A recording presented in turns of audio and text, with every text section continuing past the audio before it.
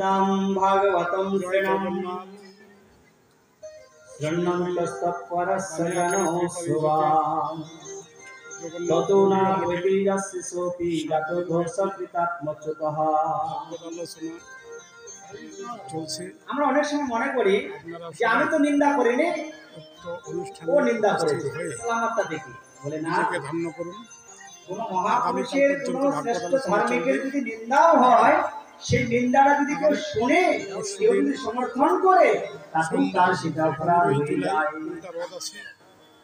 সবাই নিন্দা শোনাও যাবে না, প্রতিদিন অনুষ্ঠান শেষে শোনাও যাবে না।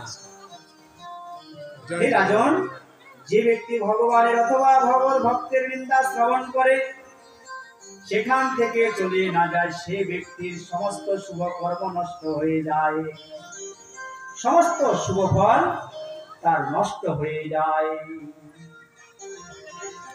তো এইভাবে রাজস্ব যজ্ঞ শুরু হয়ে গেল। ওই রাজস্ব যজ্ঞের মধ্যে